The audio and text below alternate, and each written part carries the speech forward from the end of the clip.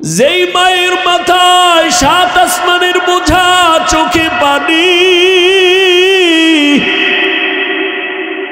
ওই মা মুহূর্তে আমার চেহারা দেখা সাথে সাথে কষ্টগুলো দূর হয়েছে। আম্মা জান আমাকে কোলে টেনে নিয়েছে। দাদি নানি কয় দুধ দাও। আম্মা জান দুধ দেয়, আমি গিলতে পারি না, আমার ঠোঁট থেকে গাল বেয়ে পড়ে গেছে। কত দুর্বল বান্দা, কত মাস্তানি করো। আর একটা ছাগলের বাচ্চার দিয়ে তাকাও, চার পায়ে নিজে নিজে দাঁড়াইয়া, কেউরে দেখাইয়া দেওয়া লাগে না মায়ের ওলান কই, দুধ কই। বাচ্চা নিজে খুঁজা খুঁজা মায়ের ওলানে মুখ লাগাইছে। তাকায়া দেখে মায়ের ওলানটা শক্ত, দুধ আসে না। আমার আব্বা জান যদি আমি দুধ না পাইতাম, ডাক্তারের কইতো ঔষধ দাও, বাচ্চা দুধ পায় না। কিন্তু বকরির বাচ্চাটা দুধ না পাওয়ার কারণে কোনো ডাক্তারের কাছে যায় না। আল্লাহ ওরে এমন ভাবে বানাইছেন, ওর পুরা মাথার মধ্যে কপালের অংশ বড় শক্ত। ও নিজে একটা ইঞ্জিনিয়ার হইয়া জন্ম নিছে। শক্ত ওলানটারে কেমনে নরম করলে দুধ আসবে, মাথার এই অগ্রভাগ দিয়া জোরে জোরে আঘাত করেছে। মায়ের ওলানে দুই তিনটা আঘাত করা মাত্র মায়ের ওলানটা দুর্বল হয়ে গেল, মুখ লাগাইলো, দুধ আসলো, পেট ভরে গেল। একটা বকরির বাচ্চার কাছে মানুষ কত দুর্বল।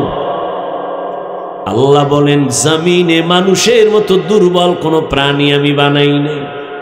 পিপিলিকার কাছেও দুর্বল, মশার কাছেও দুর্বল। মানুষের বানানো 2 টাকা দামের একটা বেলেটের কাছেও বড় দুর্বল। খানার বেলায় দুর্বল, ঘুমের বেলায় দুর্বল, মেধার বেলায় দুর্বল। সবাই এমবিবিএস ডাক্তার, এফসিপিএস এর সার্টিফিকেট নেওয়া, এফআরসিএস এর সার্টিফিকেট নেওয়া, কিন্তু এরপরও এক একজন আর একজনের কাছে কেমন দুর্বল। মেডিসিনের ডাক্তারের কাছে গিয়া যদি কই আমার গলায় আওয়াজ হয় না, কি করুম? কয় এই বিষয়ে আমি ডাক্তার না। কয় কি করুম? কয় নাক কান গলার কাছে যাও। নাক কান গলাওয়ালা আমার নাক কান গলা দেখবে, যদি বলি পেটে সমস্যা, আমি সরি পারবো না। দুনিয়াতে একে অন্যের কাছে মেধার বেলায় দুর্বল। দুনিয়ার মেধা, আখেরাতের লাইনে ধর্মের মেধায়ও সবাই দুর্বল। যে ব্যক্তি কোরআন পড়তে পারেন না, যে পড়তে পারে তার কাছে দুর্বল। যে কোরআনের শুধু রিডিং পারে, অর্থ জানে না, তার কাছে দুর্বল। যে অর্থ জানে, তাফসীর জানে না, তাফসীরওয়ালার কাছে অর্থ জাননেওয়ালা দুর্বল। একজনে অর্থ জানে, তাফসীর জানে, কিন্তু ফতুয়া দিতে পারে না, মুফতি সাহেবের কাছে তাফসীরওয়ালা দুর্বল। এক কথায় মানুষের মতো দুর্বল কোনো প্রাণী আল্লাহ বানান নাই। এই দুর্বল মানুষটা কেমনে যে আগাবো জান্নাতের পথে, বড় আমি অসহায়। আবার যেই রাস্তা দিয়ে হাইটা যাব, ওই রাস্তাও বড় খারাপ। কয় দুনিয়ার বাজার বড় খারাপ, এই বাজারের মধ্যে দিয়েই জান্নাতে ঢোকা লাগবে। কয় বাজারও খারাপ, আমিও দুর্বল। কয় বাজার কেমন খারাপ? নবী বলেন দুনিয়াতে সব থেকে উত্তম জায়গা মসজিদ, আর খারাপ জায়গা বাজার। বাথরুমের নবী খারাপ না কইয়া বাজারের খারাপ কেন বললেন? কয় বাথরুমে এমন অন্যায় হয় না, বাজারে গেলে যেই অন্যায় হয়। এজন্য বাজার খারাপ। কিন্তু কিছু মানুষের ঘুম ভাঙ্গে বাজারে, ঘুম আসে বাজারে। সারাদিন দোকানে বয়ে, চায়ের দোকানে সাফাবাজি করবে আর ফাও চা খাইব। এরকম সাফাবাজ আছে না? আওয়ামী লীগের একটারে ভাইলে ফার্ম দিয়া ফিরি 2 কাপ চা, ঠিক নি? বিএমপির একজনের ভাইয়া কয় আওয়ামী লীগ গেছে, আর নুহ নবী কেয়ামত হইল, আর আসবে না। তোমরা ধান লয়া খারায় যাও। ফার্ম দাম দিছে, কয় হুদা চা না, এর রুডিও দে। খাইয়া লইয়া ফার্ম দিয়ে এরকম 13 কাপ চা খাইয়া লাইছে। ভাও আর একের কথা অন্যের লাগায় তুমুল ভাবে ঝগড়া, বাজারে আগুন। এজন্য নবী বলছেন বাজার বড় খারাপ আর মসজিদ বড় দামি। খারাপ জায়গায় খারাপ মানুষের আড্ডা, দামি জায়গায় দামি মানুষের আড্ডা। এর যুবক, দুনিয়াতে আমরা বড় দুর্বল। ঢাকা চিড়িয়াখানায় গিয়ে দেখবা একটা বাঘের দৈনিক খানা 17 কেজি গোশত পারবেনি। গাজীপুরের কোন খাদক সাহেব 3 বেলায় 17 কেজি মারবে? আছে না? থাকলে কি হইব? ধাক্কা ধাক্কি চলে। ডাক্তার কইছে মিষ্টি খাবি না, হারাম। হে গেছে মিলাদুন নবীর জেলাফি খাইতে মসজিদে, ঠিক নি? এক হাত দিয়ে 1 প্যাকেট লইয়া মানুষের ভিড়ে তল দিয়ে আর 1 হাত ঢুকাই দিছে। পিছন দিক দিয়ে একজনে তাকায় দেখে ও 2টা টানে, আমি একটাও পাই না। ওর বগলে তলের ডাটাই না দৌড় দিছে। আর কি পেছন দিয়া ধইরা মাইর। এবার 2 জনে ধাক্কা ধাক্কি করতে করতে যেই প্যাকেটটাও পাইছিল পায়ের তলে ভইরা ভর্তা। কতক্ষণ পর ধাক্কা ধাক্কি করে ঘামায় গেছে, তাকায় দেখে পিছেও কেউ নাই, মসজিদ খালি, আমরা 2 জন। কানে ধইরা তওবা করে, আর জীবনে মসজিদে আমু না। কেন? কয় প্যাকেট পাইনি। খাওনের জন্য পাগল। কত পারবি? 1 কেজি গরু খাওয়ার শক্তি নাই। কয় খাইলে কিন্তু বাথরুমের দরজা আগের থেকে খোলা রাখতে হয়, নিম্ন চাপ। অথচ ওই জমিনের মধ্যে বড় বড় সমুদ্রে নীল তিমি আছে। এক একটা নীল তিমির খাদ্য তালিকা প্রতিদিন 1000 কেজি চিংড়ি মাছ। কে খাওয়ায়? এই নিমক হারাম কপাল ভরা মানুষ কে খাওয়ায়? গর্তের পিপিলিকারে কে রিজিক দেয়? সত্য কথা স্বীকার করো। মশা মাছির খানা কে দেয়? জঙ্গলে হাজারো প্রাণী, ওদের খানা কে দেয়?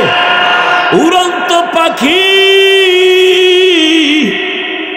শূন্যের মধ্যে ঘুরে ঘুরে পেট বইরা সন্ধ্যাবেলা বাসায় আইসা হাজির, নিজের পেটও ভরা, বাচ্চার খানাও নিয়ে আসলো। বলো উড়ন্ত পাখির রিজিক কে দিয়েছেন? নদীর মধ্যে সমুদ্রে হাজারো কোটি কোটি মাছ কে খানা দেয়? বলতে পারবেননি সাগরের মাছগুলো না খাইয়া কোনোদিন শুকায় গেছে? জঙ্গলের প্রাণীর খানা নিতে আপনাদের এই গাজীপুরে সকাল 8টায় আসছে, এলাকায় আসছে। এই যে আপনাদের পাশে পার্ক আছে না, জঙ্গল, শিয়াল আছে না, কত কিছু আছে। ওরা কি আসে গাজীপুরে এই সকাল 8টায় নাস্তা করতে? ওগো কাছে খানা পৌঁছায় কে দেয়? বলুন তো। শিয়াল, জঙ্গলের প্রাণী, নদীর মাছ, আরো যারা এই যেগুলোর নাম বললাম, ওরা দামি না আমরা দামি? তো ওগো কাছে যদি খোদায় রিজিক দিতে পারে, আমগো কাছে আরো আগে দিবে না? তা আমরা কুত্তার মতো ভাগ লইছি কেন? চরিত্র খারাপ হয়ে গেছে। কুত্তা এরকম পাগল হয় না খাওয়ানোর লেগে, বাঙালি যেই পাগল। বাইরে জবাই করে লেছে, ও একা খাইব। ইন্ডিয়ার খবর না, সোনার বাংলা। হাটাজারি থানার ভেতরে 2 ভাই মিলে একসাথের একটা বিল্ডিং বানাইছে, বাগ বাগ করে টাকা দিছে। কিন্তু এখন বড়াই করে, বড় ভাই কয় পুরাটা আমি করছি, ছোট ভাই কয় সব টাকা আমার। শুনতে শুনতে কথা আইছে আম্মাজানদের কানের ভিতরে, আর সাংবাদিক লাগবে না, কাম হয়ে গেছে। আম্মা জানেরা তিলের তাল বানায় স্বামীর কান্ডারে গরম বানায় দিছে। এবার 2 জনের ভেতরে ঝগড়া, ভাইয়ের মধ্যে দ্বন্দ্ব। বড় ভাই যতই বাহাদুরি করুক না কেন, ছোট ভাইদের প্রতি একটা আলাদা দরদ আছে, মায়া আছে, ছাড় দেওয়ার মতো মন আছে, যেটা অন্যদের থাকে না। বড় ভাই একটু কম কয়, ছোট ভাই বেশি কয়। ছোট ভাই কয় কয় কয় কয় কিন্তু জালটাও মিটাইতে চায়। শয়তান এমন ভাবে দখল করেছে, ওই ছোট ভাইরে আরো কিছু মানুষ তাল দিয়া এমন ভাবে নিছে, ছোট ভাই ষড়যন্ত্র শুরু করলো, বড় ভাইকে রাতের গভীরে মাইরেই ফেলামু। এশার আজান হয়ে গেছে, বড় ভাই নামাজ পড়ে ঘরে আইসা আলাদা মাঝখানে একটা দেওয়াল, ওই পাশে এক ভাই এই পাশে এক ভাই, বড় ভাই খানা খাইতে বসছে, ছোট ভাই পিছন দিক দিয়া ভাই কথা আছে শুনে যাও, বাইরে নিয়ে গেছে, দরজাটা বাহির থেকে লাগাইয়া দিছে। বড় ভাইয়ের বউ দরজাটাই না দেখে বন্ধ, বাহির থেকে লাগানো। ছোট ভাই বন্ধু বান্ধব নিয়া বড় ভাইরে ছাদের মধ্যে নিয়ে মায়ের শুরু করছে। বড় ভাইয়ের বউ শুনে ছাদের মধ্যে ধুম ধুম আওয়াজ হচ্ছে, দরজাও খুলি না।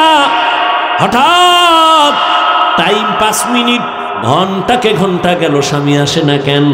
একটা চিৎকার মারছে, পাশের বাড়ির মানুষ চলে আসছে, আইসা দরজা খুলছে, বের হইয়া স্ত্রী তো অন্তরে একটা বাড়ি মারছে।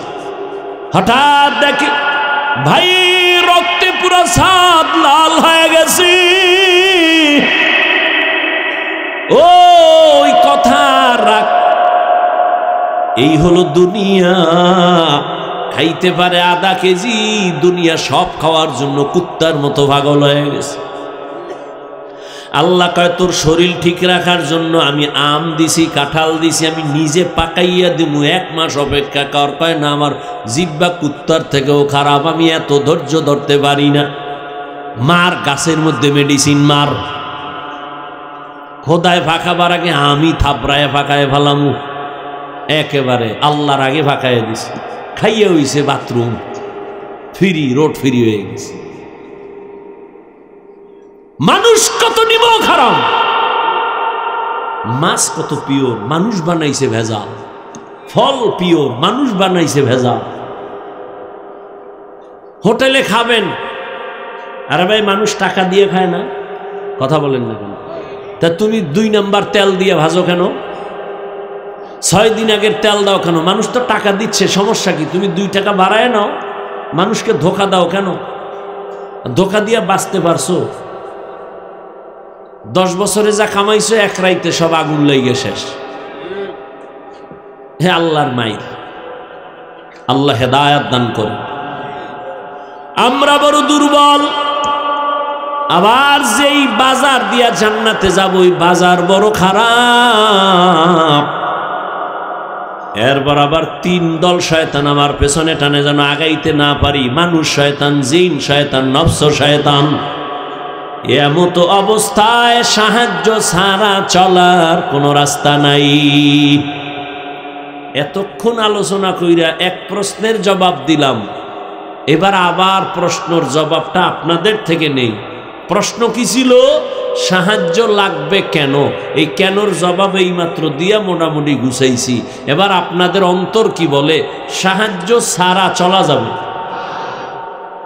এইবার প্রশ্ন দ্বিতীয়টা, সাহায্য লাগবে ফাইনাল, তবে কার থেকে নিব এ নিয়ে এখন পরামর্শ। আমি যদি জিগাই কার থেকে নিবেন, সবাই 2 হাতের সাথে ফাও 2টা আলগি দিয়ে কইব আল্লাহর থেকে নিব, কিন্তু এটা তাজা মিছা কথা।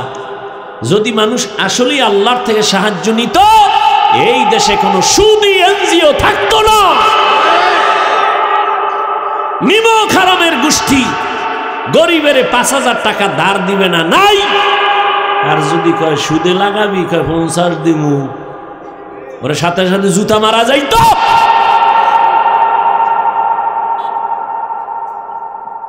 অভিশপ্ত মা বাবার সন্তান, আল্লাহর লানত, ফেরেশতাদের লানত, সমস্ত মাখলুকাতের লানত সুদখোরের উপরে, ঘুষখোরের উপরে।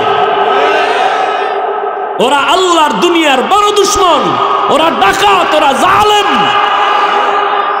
ওরা 24 ঘন্টার সেকেন্ডে সেকেন্ডে গর্ভধারিণী মায়ের সাথে জিনার গুনাহ করে। ওদের হজ কবুল হবে না, মাদ্রাসা বানাইলে সওয়াব নাই, মসজিদ বানাইলে সওয়াব নাই। ওরা যতবার মোনাজাত দিবে, একটা মোনাজাত কবুল হবে না। আল্লাহ কয়, এই বেঈমান রেডি থাক, আমি আল্লাহ নিজে তোর সাথে যুদ্ধ করব। কোরআনের আয়াত সূরা বাকারা। তুই তোর মায়ের সাথে 24 ঘন্টা জিনার গুনাহ করবি, তোর ছাইরা দেবো। এরকম সুদখোর নাই? গরিব না খায় মরে, 5,000 টাকা ধার দিবে না, সুদে লাগাবি 50 দিব। এরপরে কিস্তি আদায় না করতে পারলে এবার জানাজার খাটের সামনে যায় খাড়াইছে, কিস্তি না দিয়া লাশ কবরে নিবি না।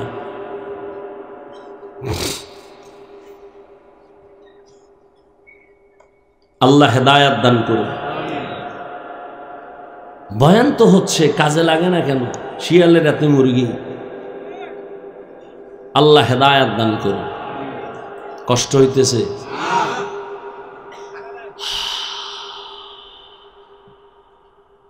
তাহলে সাহায্য লাগবে, লাগবে না? এখন প্রশ্ন হলো কার থেকে নিব? এই তালে তালে মিলে কেমন আল্লাহ রে না, আপনার আল্লাহ বিবেক দিছে, বিবেকরে জিজ্ঞান আসলে কার থেকে নেওয়া যায়। সেক্ষেত্রে অল্প কথায় আমি দোয়ার দিকে যাচ্ছি, খুব সংক্ষেপে বুঝাচ্ছি।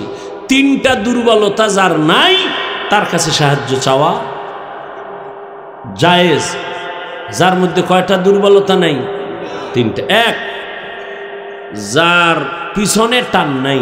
2, যার অভাব নাই। 3, যার কোনো স্বার্থ নেই। এবার দুনিয়াতে একটা মানুষ, এই উঠো কেন,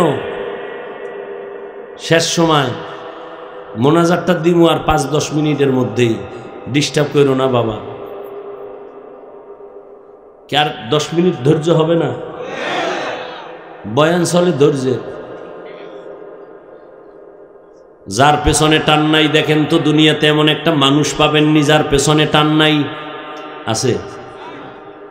পৃথিবীতে একটা মানুষও নাই। ও যত সামনে আগাইতে চায়, ম্যাডাম কয় দেও, আম্মা কয় দেও,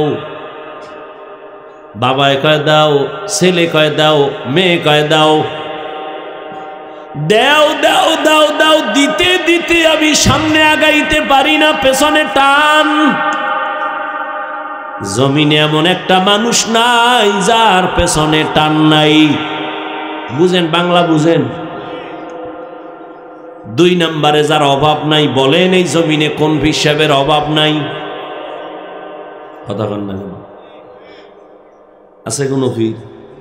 মিয়া হিসাব মুরিদেরটা খাইয়া অট্টালিকা বানাইছে, স্বর্ণমহল। এখন মুরিদের কয় এর একটা ফ্ল্যাট নিলে জান্নাত রেডি। আমি বানায় কই না, যাই না হই না, দলিল সহ কই। তা আমার এত কিছু দরকার নাই, হালকা বলছি কেন? হেদায়েতের নিয়তে বয়ান করছি, আমার কাউরে আঘাত করা উদ্দেশ্য না। জমিনে এমন একটা মানুষ নাই যার অভাব নাই, বরং আমি বলি যে যত টাকাওয়ালা তার অভাব তত বেশি। দুনিয়ার টাকা যার বেশি তার অভাব বেশি। রিক্সাওয়ালা রিক্সায় যাইতেছে, নষ্ট হয়ে গেছে, 1.5 কিলোমিটার হাইটা গিয়া চাউল মাথায় লইয়া ঘরে, বড় লোক পঙ্গু। পাজারো গাড়িতে বইছে, ড্রাইভার কয় স্যার পাওয়ার নাই, গাড়ি এখন কি করুম, হসপিটালে নেওয়া লাগবে, দূর কত? কয় 10 কিলো। বড় লোক সামনেও যেতে পারবে না, পেছনেও যেতে পারবে না।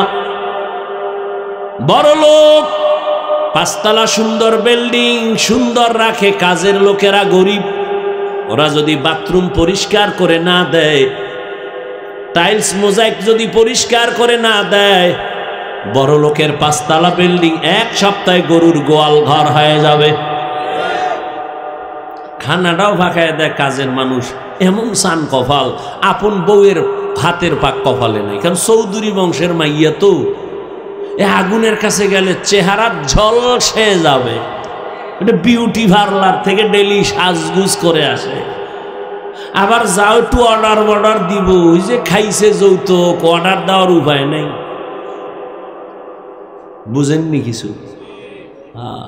তা কে পাকায় খাওয়াইব? কাজের মাইয়া, যেটা ঠিক মতো ইস্তেঞ্জা থেকে পরিচ্ছন্ন হয় না। অথচ মানুষের ইবাদত কবুলিয়তের 1 নাম্বার শর্ত পবিত্র রিজিক পেটে আসতে হবে, না হয় ইবাদত কবুল হবে না। কয়জনের বউ রান্না কইরা স্বামীরে খাওয়ায়, এটাও তো কফাল। এটাও কি কফাল?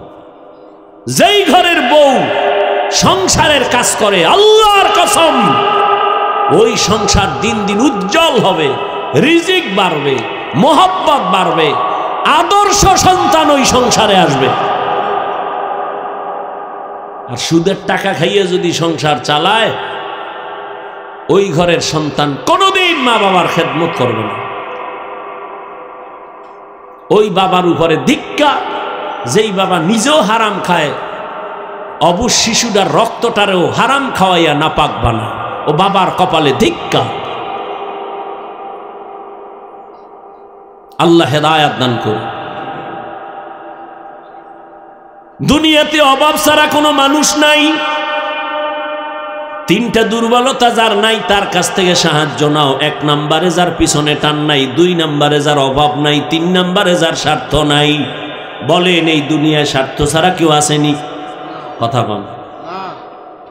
হ্যাঁ, আমি দুইজন পাইছি, কিন্তু গ্যারান্টি নেই। একজন পাইছি আমার আম্মা জান, আর একজন আমার আব্বা জান, কিন্তু সোনার বাংলায় গ্যারান্টি দিতে পারি না। কেন? স্বার্থের টানে মা বাবা সন্তানের জবাই করে। এই প্রমাণ নাই? ভালো করে বুঝো, আপন বাবা আপন মাইয়াটারে হোটেলের মধ্যে রাতে ঢুকাইয়া বাবায় নিজে মেয়েটারে কয়, তুই আজকে রাত্রের জন্য স্ত্রীর সমান। ঘুমাইতেছেন, মোনাজাত দিয়েই ফেলাম, 2 মিনিট যে কমুয়াও কইতাম না, কপাল খব আউলে যেতেছে। কোন দেশে আসো চিন্তা করো। মাইয়ারে হোটেলে ঢুকাই আপন বাবায় কয় আজকে রাতের জন্য তুই স্ত্রী। নাউজুবিল্লাহ আসে না? আল্লাহ হেদায়াত দান করুন। তাহলে বুঝতে পারলাম দুনিয়াতে অভাব ছাড়া কোনো মানুষ নাই, পিছু টান ছাড়া মানুষ নাই, স্বার্থ ছাড়া কোনো মানুষ। তাহলে এই তিন দুর্বলতা যার আছে, সে আমার চাইলেও দিবে না, দিবে না। কারণ ওর পিছনে টান মাইয়া ভোলারে দিয়া থাকলে দিবে। দ্বিতীয়, নিজের অভাব পূরণ হইলে দিবে। তৃতীয়, স্বার্থ ছাড়া দিবে না। কি? কিন্তু এই তিনটা দুর্বলতা নাই, একজন খুঁজা পাওয়া গেল, তিনি হলেন আমার রব। কে? ইয়া আইয়ুহান নাস আনতুমুল ফুকারাউ ইলাল্লাহ ওয়াল্লাহু হুয়াল গানিয়্যুল হামিদ।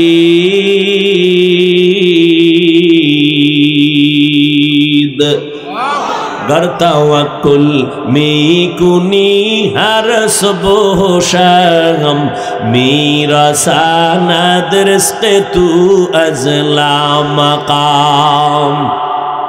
এই তিনটা দুর্বল। নাকে তেল লাগায় ঘুমাইতেছেন না, দেশ স্বাধীন। আর ঢাকার শহরে মহিলারা সাংবাদিকদের নিয়ে বলে, আমগো দেহ ব্যবসার অধিকার আবার ফেরত চাই। এজন্য কোনো বেঈমান বিধর্মী না, মুসলমানকে মনে রাখতে হবে। মুসলমান স্বাধীন হয়ে চিৎকার দিবে ওদিন যেদিন ইসলামের স্বাধীন হবে। মুসলমান নাকে তেল লাগায় ঘুমাবে সেদিন, যেদিন এদেশের প্রত্যেকটা পরতে অঞ্চলে কোরআনের বয়ান বুক ফুলায় আলেম করবে, কোনো সুদখোর বেনামাজির অনুমতি নিতে হবে না। ওখানে বলে আসছি, মাহফিলে যারা বাধা দিবে তাদের নাম লিস্টি করো। ছাত্র জনতার আন্দোলন হয়নি, সফলতা হয় নাই উলামায়ে কেরাম মাঠে না আসা পর্যন্ত। মুসলমান প্রয়োজনে আবার জীবন দিবে। মুগ্ধ কেন? আবু সাইদ কেন আবার জীবন দিবে? কোনো ব্যক্তির জন্য না, নেতার জন্য না, কোনো দলকে ক্ষমতার থেকে নামানোর জন্য আর উঠানোর জন্য না, দেশের জন্য, মানবতার জন্য, ইসলামের জন্য। কাফনের কাফন রেডি রাখো, আবার ডাক আসবে, আবার নামবো, আবার জালেমের বিরুদ্ধে আন্দোলনে নামতে হবে। উলামায়ে কেরাম বুক ফুলায় বয়ান করবেন। কোন নেতা যদি বাধা দেয় লিস্টি করো, কোন প্রশাসনের ব্যক্তি বাধা দিলে লিস্টি দাও, তারা কি বলতে চায় রেকর্ড করো। আবার উলামায়ে কেরাম নিয়ে ময়দানে অবতীর্ণ হব। স্বাধীন কি এর অর্থ ওয়াজে বাঁধা হবে? স্বাধীনের অর্থ কি ইমাম তার মসনদ থেকে বিদায় নিতে হবে?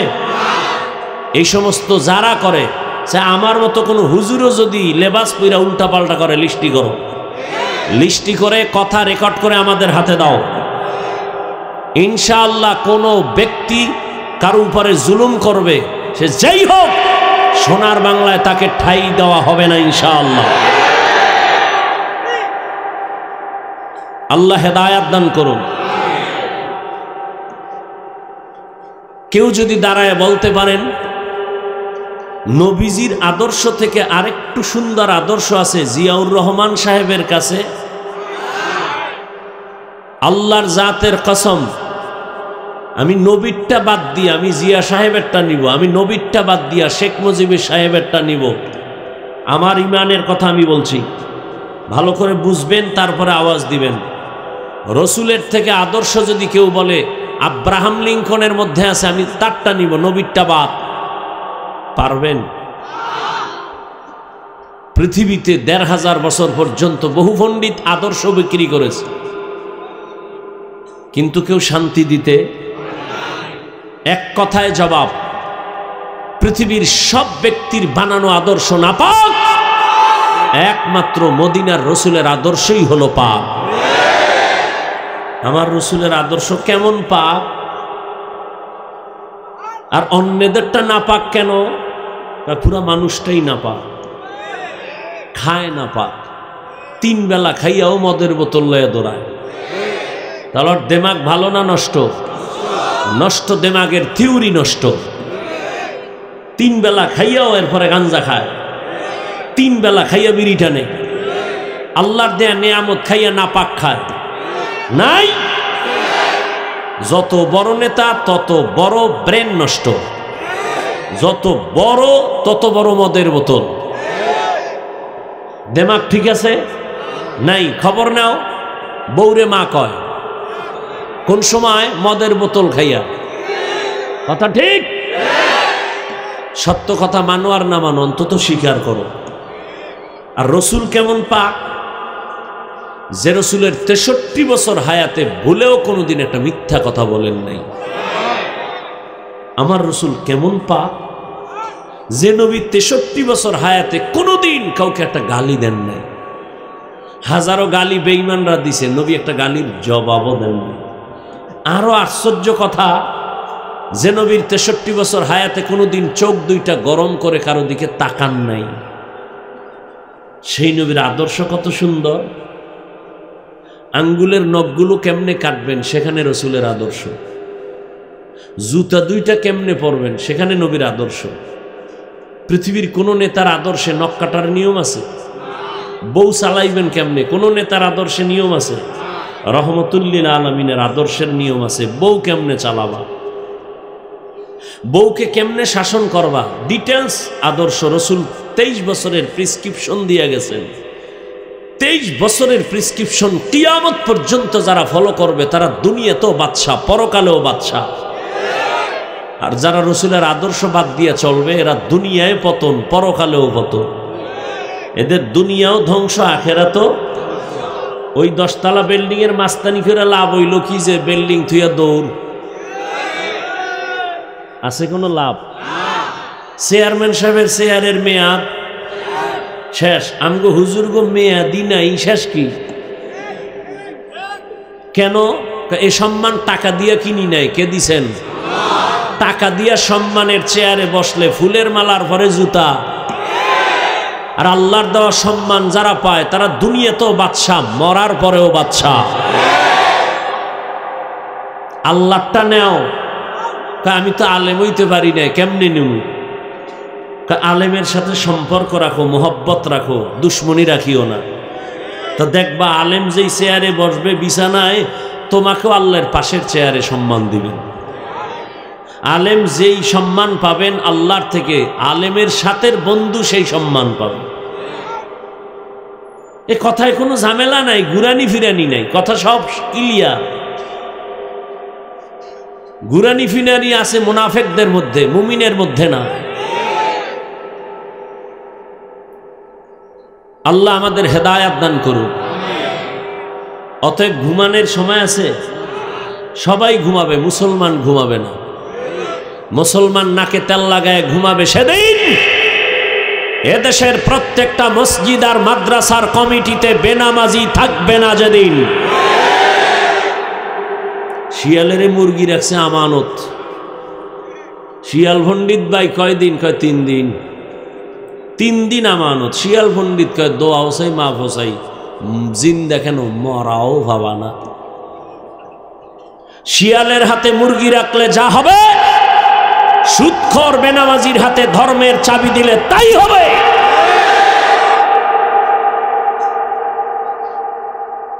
আল্লাহ হেদায়াত দান করুন, আল্লাহ হেদায়াত দান করুন। ইমাম সাহেব নিরপেক্ষ থাকতে হবে কেন? সবার বড় দায়িত্ব। আমি বলি ইমাম সাহেব যদি নিরপেক্ষ থাকে, কমিটির প্রত্যেক সদস্যকে নিরপেক্ষ থাকতে হবে। আর কমিটির লোক যদি পচা রাজনীতি করে, ইমাম সাহেব মাইক লাগায়া ইসলামের কোরআনের রাজনীতি করবে। আপনাদের কি মত? ইসলাম বা কোরআনে রাষ্ট্রনীতি নাই? যারা বলে ইসলামে বা কোরআনে রাজনীতি নাই, তারা কি বুঝাইতে চাইল? যে কোরআন ও ইসলাম সব দিক থেকে কমপ্লিট, একদিক থেকে দুর্বল। রসুল রাষ্ট্র চালাইছেন, আবু বকর চালাইছেন, ওমরে ফারুক চালাইছেন, ওসমান গনি চালাইছেন, রাষ্ট্র পরিচালনা হযরত আলী করেছেন। ভালো করে লিখে রাখো, পৃথিবীর শ্রেষ্ঠ রাজনীতির কিতাবের নাম কোরআন। পৃথিবীর শ্রেষ্ঠ রাজনীতির শিক্ষক আমার রসুল। পৃথিবীর শ্রেষ্ঠ রাজনীতির পার্লামেন্ট মসজিদে নববী। আর বলে মসজিদে রাজনীতি চলবে না। হ্যাঁ, মসজিদে দাঁড়ায় মেম্বারে নৌকার ভোট চাইলে, ধানের ভোট চাইলে, অন্য ভোট চাইলে যদি সমস্যা না হয়, তাহলে ইমাম সাহেব ইসলামের কথা বলবে, কোরআনের হাত দিয়ে আল্লাহর মোহাব্বতে ভোট চাইবে, এতেও কোনো সমস্যা হবে না। আপনারা সবাই ইসলাম চান না? চান, কিন্তু এরপরও হয় না কেন? ভোটের আগের রাত্রের হাদিয়ায় কেবলা ঘুরে যায়। ঠিক নেই? বর্তমান বাংলাদেশে চেয়ারম্যান আছে আলেম, জানেননি? বর্তমানে আপনাদের প্রিয় বক্তা চেয়ারম্যান না রানিং? মুফতি হেদায়েতুল্লাহ আজাদি বরিশাল। বিবারিয়া চেয়ারম্যান আলেম মুফতি আমজাদ হোসাইন। সারা বাংলাদেশের চেয়ারম্যান এক জায়গায় করেন, আর এদেরকে এক জায়গায় করেন। নোয়াখালী আছে খালেদ সাইফুল্লাহ সাহেব, বুড়া মানুষ, সাইকেলে লইয়া বাড়ি বাড়ি মানুষের সরকারের বরাদ্দ চাউল মাইপা মাইপা দিয়ায়। রাজনীতি শিখায় গেছে রসুল। তুমি কি রাজনীতি শিখাবা?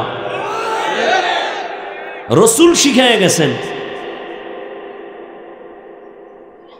ওমরে ফারুক খেলাফতে, নবী নাই, আবু বকর নাই, এরপরে কে আছেন? রাষ্ট্রের ক্ষমতায় কে আছেন? ওমর। ঈদের বাকি একদিন, রোজার ঈদ, বিবি একদিন আইসা কয়, আমগো বাজার টাজার লাগবে না, কিন্তু বাচ্চাদের কিছু পোশাক লাগে, একটু কেনার ব্যবস্থা করেন। যার হাতে পুরো দুনিয়া হাতে, অর্ধজাহানের খলিফা, শয়তান ওমরের ভয় পায়। হ্যার খানে বিবি কয়, সন্তানের পোশাক নাই, ঈদের বাকি আছে একদিন, পোশাক নিয়ে আসেন।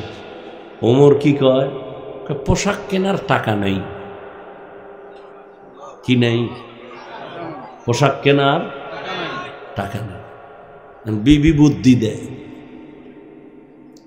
যেহেতু টাকা নাই বলছেন, তা একটা পরামর্শ। কি? তা আপনি যে অর্থ মন্ত্রণালয়ের দায়িত্ব যারা দিছেন, তার কাছে একটা চিঠি লেখেন যে আমাকে 1 মাসের অগ্রিম বেতন দাও। 1 মাসের অগ্রিম বেতনটা পাঠায় দাও। বিবির কথা শুই না ওমর কা ঠিক আছে। এবার চিঠি লেখলেন। অর্থ মন্ত্রণালয়ের জিম্মেদার আবু ওবায়দা ইবনুল জাররাহ রাদিয়াল্লাহু আনহু, তার কাছে হযরত ওমর চিঠি লেখলেন, এই আবু ওবায়দা, আমার আগামী মাসের বেতনটা একটু দিলে একটু ভালো হয়, সামনে ঈদ আসতেছে তো। বার্তাবাহক চিঠি নিয়ে চলে গেলেন। ওমরে ফারুকের চিঠি অর্থ মন্ত্রণালয়ের জিম্মেদার আবু ওবায়দা ইবনুল জাররাহর হাতে দিলেন। চিঠি খুইলে আবু ওবায়দা কাঁদতেছেন। আরে ওমর এমন কি কইল যে আবু ওবায়দা কাঁদেন? আবু ওবায়দা উল্টা আর একটা চিঠি লিখলেন ওমরের কাছে, আর বলে দিলেন, এই বার্তাবাহক যাও, আমার চিঠি ওমরের কাছে দেও। চিঠির মধ্যে দুইটা প্রশ্ন করেছি, যদি আমার খলিফা জবাব দেয় আমি টাকা নিয়ে আসবো আমি নিজে। দুই প্রশ্ন তুমি দেখো না, তাকে দিয়ে দেখাও। লেখা চিঠি কাভার করে দিয়ে দিছে। ওমরের কাছে যখন উল্টা সিডি আইছে, খুইলা ওমর কাঁদতেছে। ওমরের চোখে পানি। এই আবু ওবায়দা, আমি খেলাফতের দায়িত্বে, অর্ডার দিলেই তো, টেলিফোন করলেই তো গোষ্ঠী শুদ্ধ দিয়ে দিবি, টাকার অবস্থা কেন? প্রশ্ন দুইটা। আবু ওবায়দা বলে, টাকা আমি দিব, তবে আমার দুই প্রশ্নের জবাব দেন। আপনি যে 1 মাসের অগ্রিম বেতন চাইছেন, আগামী 1 মাস আপনি বাঁচবেন কিনা তার গ্যারান্টি দেন। রাজনীতি বলে ইসলামে নাই। দ্বিতীয় প্রশ্ন, আপনি আজকে চেয়ারে বসে আছেন, আগামী 1 মাস আপনারে জনগণে চেয়ারে খলিফা রাখবে কিনা জবাব দেন। আপনি যে এখন বইয়া রয়েছেন চেয়ারে প্রধান, আগামী 1 মাসের যে বেতন নিবেন, ওই 1 মাস আপনারে জনগণ রাখবে না জহুরের আগে দৌড় দিবেন? কি রাজনীতি বুঝে না? হুজুরেরা কি বুঝে? হুজুরেরা যা বুঝে, এটা বুঝার মেধাই তো তোমার নাই। পৃথিবীর শ্রেষ্ঠ বুদ্ধির কিতাবের নাম কোরআন। এই কোরআন যার কাছে আছে সে হলো পৃথিবীর শ্রেষ্ঠ বুদ্ধিজীবী। আপনি 1 মাসের বেতন চাইলেন, জনগণ আপনার 1 মাস রাখবে কিনা? ওমর কাঁদে আর আল্লাহ, আবু ওবায়দাকে তুমি কবুল করো। আবু ওবায়দা আমাকে সতর্ক করে আমার অন্তরের কলবের চক্ষু খুলে দিছে। এর নাম ইসলাম। যেই ওমরের হুঙ্কারে হরিণ আর বাঘ এক ঘাটে পানি খায়, কোনো ঝগড়া নাই, দুশ্মনী নাই। যেই ওমর রাস্তা দিয়ে হাঁটলে শয়তান পালিয়ে যায়, যেই ওমরের হুঙ্কারে রাশিয়া রোম সম্রাট কাঁপতেছে, এই ওমরকে ডারে গরম গরম গরম পুরো দুনিয়া। কারণ কি? গোয়েন্দা ফাটায় কয়, দেখ তোর বডিগার্ড কয়জন? গোয়েন্দায় কয়, ওমরের একটা লোকও বডিগার্ড নাই, একা একা আড়ে। ফাওয়ারটা কি? গোটা দুনিয়া কাঁপতেছে এই লোকটার কারণে। একটা গার্ড নাই, কোনো গার্ড নাই। তাহলে মাইরে ফেলাইলে আমরা লুটি ফুটে খেতে পারবো। মারবো কেমনে? একা একা কোনানে ফাওনি, খোঁজ নাও। গোয়েন্দাদের খোঁজ লাগা এক লোক দিছে, তরবারি নিয়ে যা, যদি ওমরের একা পাও মেরে ফেলবি, পুরস্কার বড়। খোঁজ নিয়ে দেখে ওমর একা। হঠাৎ পাহাড়ের পার্শ্বে একটা খোলা ময়দানে ওমর হাতের বালিশ বানাইয়া ওমর ঘুমায়। খবর পাইয়া খুশি, ওমরের একা পাইছি, মারা বড় সহজ। আমার মাকে মারবে কোন চোরায়? তরবারিটা খাম থেকে বের করে দুশ্মন ময়দানের পার্শ্বে দাঁড়ায় ভাবে, ওমর তো একা ওই পার্শ্বে ঘুমায়, আমি যাই। 1 কদম যায়, আবার দাঁড়ায়, আবার চিন্তা করে কি করি। যাইতে যাইতে আগায়, পেছনে আবার সামনে, আবার পেছনে, আবার সামনে, আবার পেছনে। সামান্য একটু জায়গা বাকি, কিন্তু কাছে গিয়া তাকায় দেখে ওমর ডান হাতের বালিশ বানাইয়া ঘুমায়। জঙ্গলের একটা বাঘ ওমরের চারপাশে ঘুরে আর পাহারা দেয়। মানুষের দাম বেশি না বাঘের দাম বেশি? মানুষ কার গোলাম? হ্যাঁ, ভালো করে মুখস্থ করো, পেছ লাগায়ও না। বাঘ মানুষের গোলাম, গরু মানুষের গোলাম। মানুষ কার গোলাম? একটা থার্ড ক্লাসের মানুষ চাষি, চাষ করে। এরা কি বড় শিক্ষিত? যারা লাঙ্গল চালায়, গরু দিয়া চাষাবাদ করে। এই খেয়াল করেন, এই একটা চাষি লোক আউযুবিল্লাহ পারে না, ধন্যবাদও কইতে পারে না, ওয়েলকাম কইতে পারে না। এই চাষি একটা গরু রেখা, এই গরু দাঁড়া, দাঁড়ায়নি। সত্য কথা কইন, গরু ডাইনে যা, যায়নি। বামে যা, যায়। হ্যাঁ, কুত্তারে আল্লাহ বুদ্ধি দেয় না, মানুষকে দিছে। একটু ভাবো, একটা চাষির কথায় যদি গরু দাঁড়ায়, ডানে যায় বামে যায়, একজন খাঁটি আল্লাহওয়ালার কথায় কেন বাক চলবে না? এই কথাটা আমগো দেশের কিছু কিছু টুপিওয়ালার মাথায় ঢুকে না। এই জন্য ওলিয়া উলিয়ার সাথে বেয়াদবিমূলক কথা বলে। আমরা ওলি মানি না, আউলিয়া মানি না। আমি সারা দেশে কসম খায়া কইছি, যারা ওলি মানে না, আউলিয়া মানে না, তারা কোরআন মানে না, হাদিসও মানে না। এরা বাতিল। এদেরকে যারা বাতিল বলে না, তারাও বাতিল। ইয়া আইয়ুহাল্লাযীনা আমানুস্তাঈনু বিস-সাবরি ওয়াস-সালাহ ইন্নাল্লাহা মা'আস-সাবিরিন।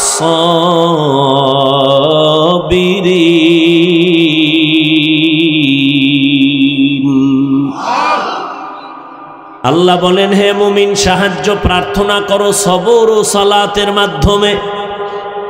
নিশ্চয়ই আমি আল্লাহ সাবিরিনদের বন্ধু হয়ে থাকি। নবীজি বলেন, মাইয়ুরিদিল্লাহু বিহি খাইরান ইউসিব মিন। এই আমারও কিন্তু জরুরত আপনাদের থেকে বেশি। আপনারা যাইবেন 1.5 কিলো, আমার যেতে হবে 100 কিলো। অতএব আমনে গেলে আমিও যাবো গে। সব জায়গায় চালাকি চলে না।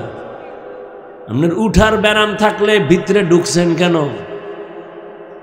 ওই কত আশেকরা রাস্তায় দাঁড়ায় দাঁড়ায় বয়ান শুনে ফাঁকে ফাঁকে বিড়ি টেনে আবার ইয়ে খাড়ায়, কথার কথা। আর এখানে কত আলেম বসা, মুরব্বী বসা, এদেরকে ডেঙ্গিয়ে বের হন। আপনার ভয় লাগে না? ফারদার উল্টাপাল্টা করলে আমি মোনাজারটা দিয়ে নেমে যাব। আমনের বাসায় জরুরত আমার থেকে বেশি না, তাহলে আমিও চলে যাব। আপনি বাসায় যাবেন, আমি যাব না? সারাদিন রাতে 3 ঘন্টা ঘুমাইতে পারি না। আপনি বলবেন আপনি এগুলি না করলে সমস্যা কি? ওলামায়ে কেরাম কুত্তার মতো দৌড়ায় সারা দেশে। তাবলিগওয়ালাদের এক দৌড়, পীর সাহেবদের দৌড়, জুমার খতিবের দৌড়, আমগো দৌড়। এই দৌড় আছে বিদায় এখনো আল্লাহর নাম নেওয়ার সুযোগ পাই। না হয় নাস্তিকরা দরজায় তালা দিয়ে রাখতো, মসজিদের মাইক বন্ধ করে দিত। দেখেন নাই যে ওয়াজ চলবে, বাইরের মাইক চলবে না। কিন্তু ওই নাস্তিকের বাচ্চাগুলো কোনোদিন বলে নাই যাত্রার প্যান্ডেলের মাইক বন্ধ কর, সিনেমার প্যান্ডেলের মাইক বন্ধ কর। বিয়ার অনুষ্ঠান চলে, হাজী সাহেবের বাড়ি, 6 তলা বিল্ডিং, কাফে। ইমাম কয় কিও রাত্র 12টার পরে ভূমিকম্প নিকা? না হুজুর, দাওয়াত পান নাই, আমার মাইয়ার না গায়ে হলুদ। হাজী সাহেব মিশা কইছি?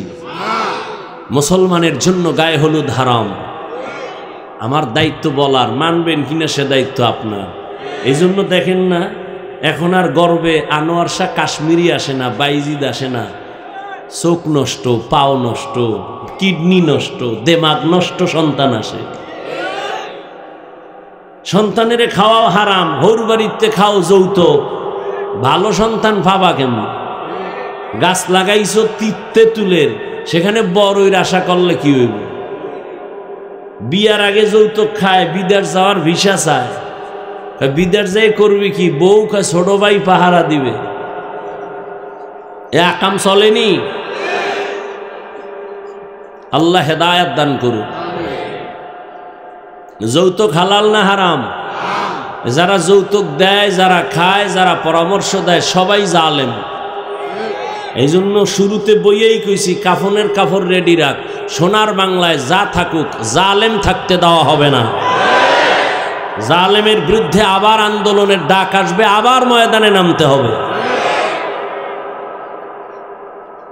আল্লাহ হেদায়াত দান করুন।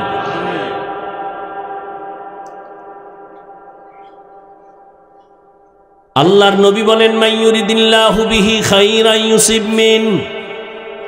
আল্লাহ যাকে বেশি ভালোবাসেন, মোহাব্বত করেন, তাকে মুসিবত দিয়া পরীক্ষা নিবেন।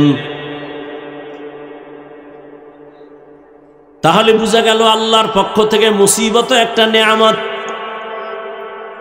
এজন্য আল্লাহর খাস ওলিরা কোনো মুসিবত আসলে নিয়ম ছিল ইন্না লিল্লাহ বলা, কিন্তু তারা বলতেন আলহামদুলিল্লাহ। নিয়ামত পাইলেন আলহামদুলিল্লাহ বলে, আপনি কেন আলহামদুলিল্লাহ বলেন? আল্লাহর ওলি জবাব দিতেন, আমার উপরে যে আল্লাহ মুসিবত দিয়েছেন, আমার বড় খুশি লাগতেছে। আল্লাহ আমার দিকে কুদরতের নজর লাগাইছেন, এটা বড় নেয়ামত। স্বামী আর স্ত্রী ঘর করে, স্ত্রী বড় আল্লাহওয়ালা। হঠাৎ একদিন ডেকে বলে, স্বামী আমারে তুমি ভালোবাসুনি? কয় হ্যাঁ। কেমন? কয় সীমাহীন, দলিল প্রমাণ। তুমি আমার জীবন, তুমি আমার মরণ। তুমি যখন যা চাইবা আমার জীবন দিয়া রেডি। কয় চাইলে দিবানি? কয় কসম, চাইলেই দিয়া দিব। ম্যাডাম কয় ঠিক দিবানি? কাহা? কয় তালাক দাও। কি চাইছে? স্বামীর মাথা গরম হয়ে গেছে, কইলা কি? এটা ছাড়া অন্য কয় না, ওয়াদা করেছো চাইলেই দিবা, দাও। দুইজনের ভেতরে মৃদু একটু তর্ক লাগছে, সমাধানের জন্য নবীর দরবারে রওয়ানা। রাস্তার মাঝে গিয়া স্বামী বেচারা হঠাৎ করে পিছলে পড়ে পা ভেঙে গেল। কান্না করে, ও মালিক আমারে বাঁচায়া দাও, তোমার কুদরতের নজর দিয়ে আমারে সুস্থ বানাও। স্ত্রী হাত ধইরা কয়, নবীর দরবারে যাওয়ার দরকার নাই, চলো বাড়ি যাই। বাড়ি যাইয়া স্বামীর কাছে কয়, স্বামী আর আমি তালাক চাই না, মাপ চাই, কথা উড্ড করে নিলাম। স্বামী কয়, যদি নাই চাও তো চাইলা কেন, বললা কেন, বলার পরে উড্ড কেন করলা? কয়, রসুলের হাদিস কি তুমি জানো না? আল্লাহ যাকে ভালোবাসবেন তাকে মুসিবত দিয়া পরীক্ষা নিবেন।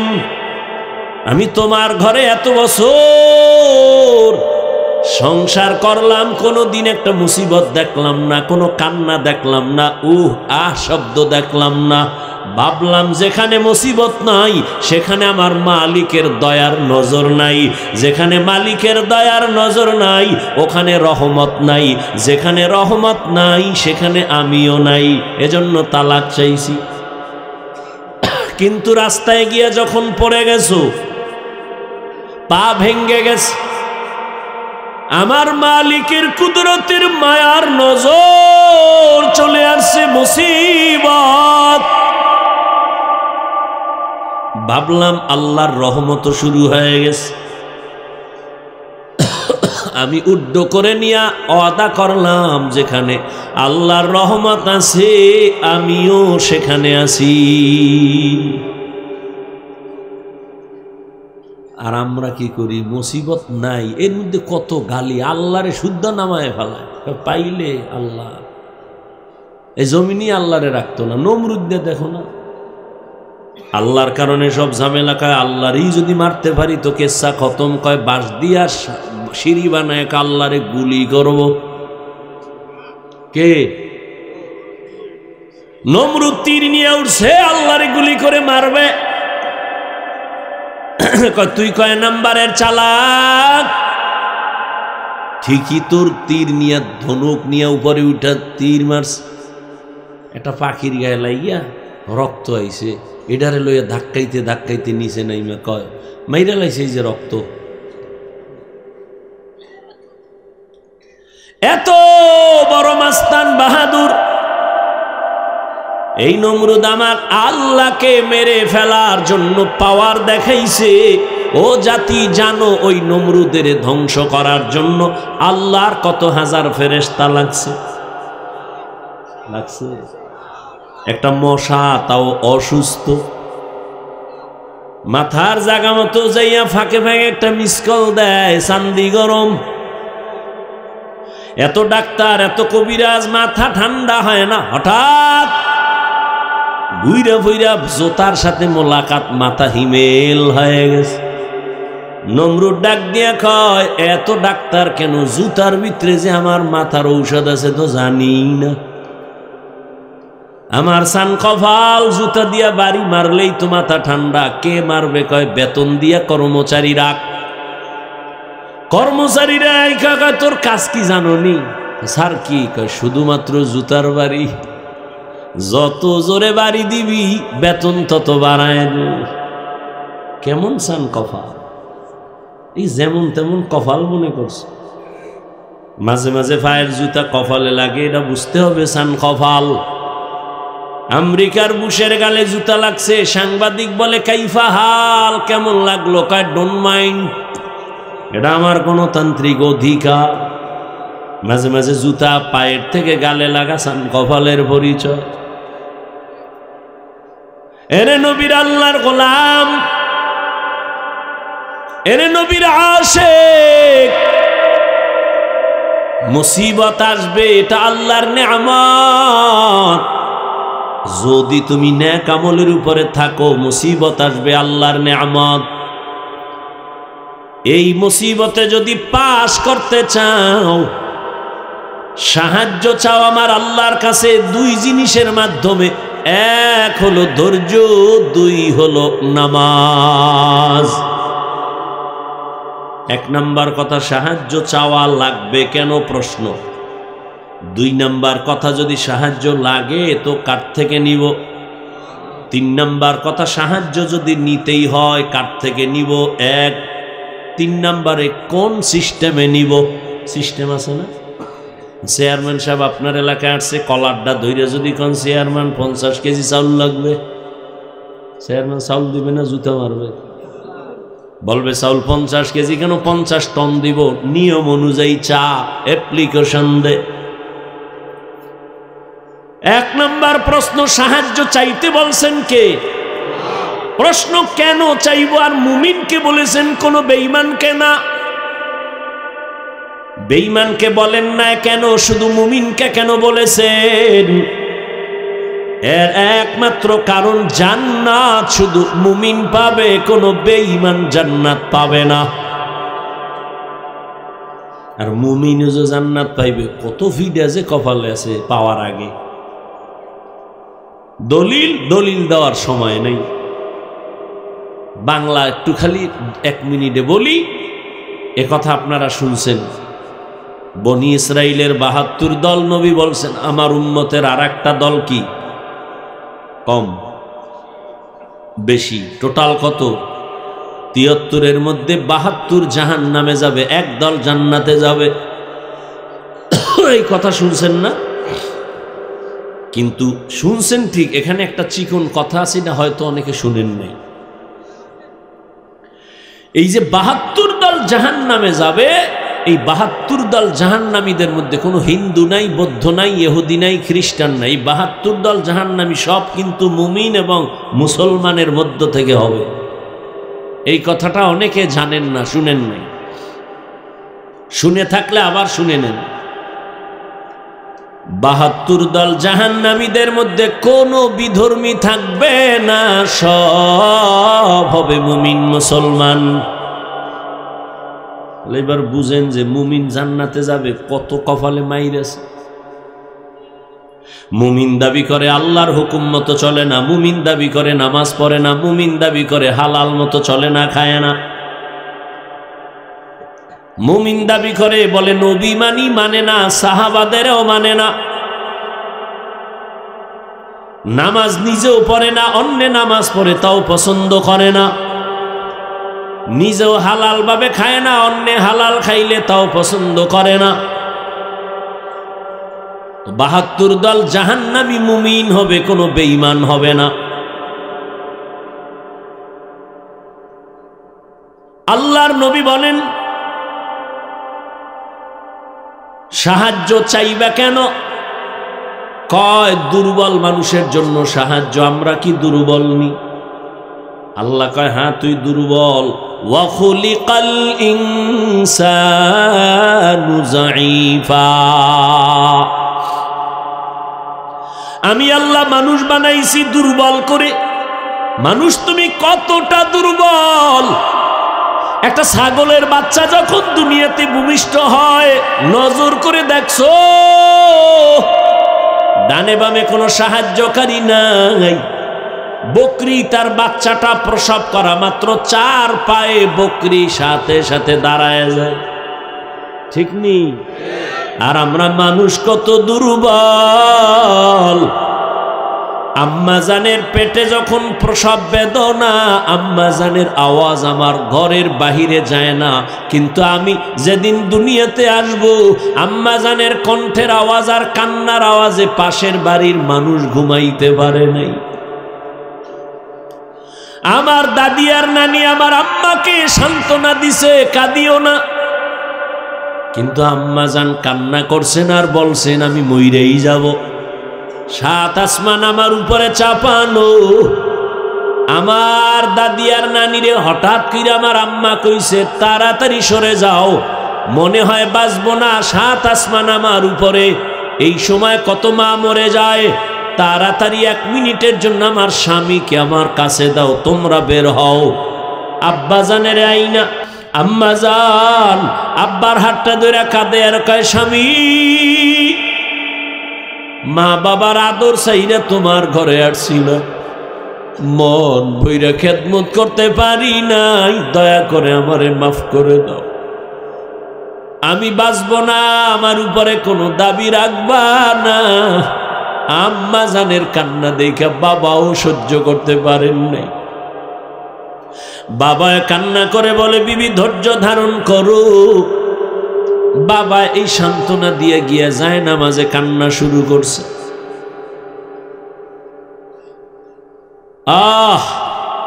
ও সন্তান,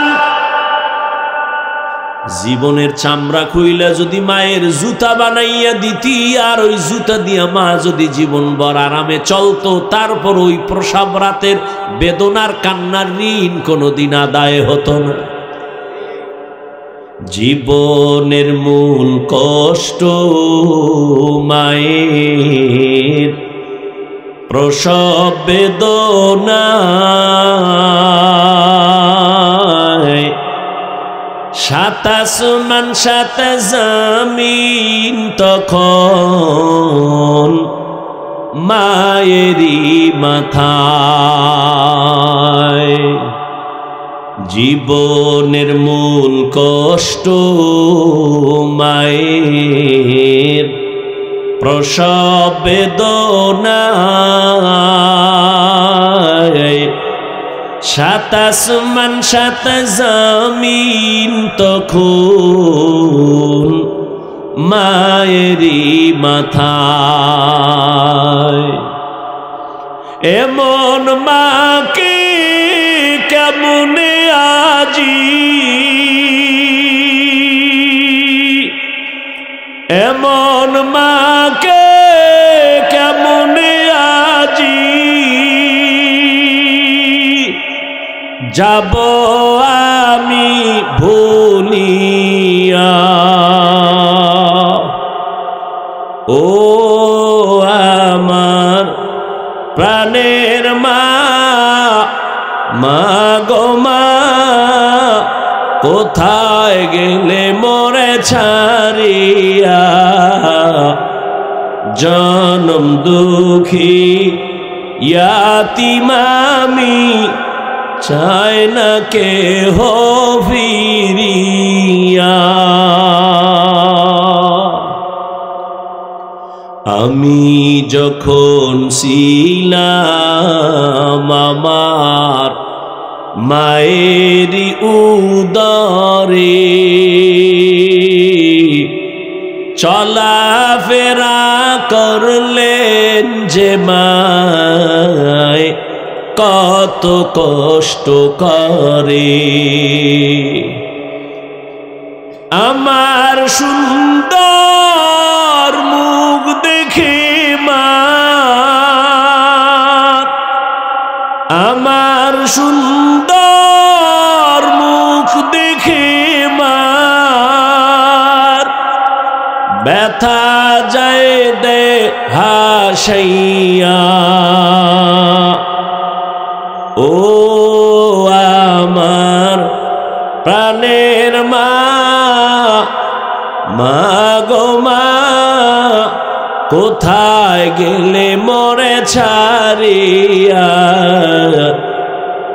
জনম দুঃখী ইয়াতীম আমি, চায় না কেহ ফিরিয়া। আম্মাজান যখন বেহুশ হয়ে পড়ে গেলেন, আমি দুনিয়াতে আসব, আমার দাদি নানি আমাকে ধরলেন আর আমাকে পরিষ্কার করে আম্মা হুশ নাই একটা চিৎকার দিয়া বেহুশ হয়ে গেছে। দাদি নানি কয় তাকায় দেখ ফুটন্ত গোলাপ। যেই মায়ের মাথায় সাত আসমানের বোঝা, চোখে পানি, ওই মা মুহূর্তে আমার চেহারা দেখা সাথে সাথে কষ্টগুলো দূর হয়েছে। আম্মা জান আমাকে কোলে টেনে নিয়েছে।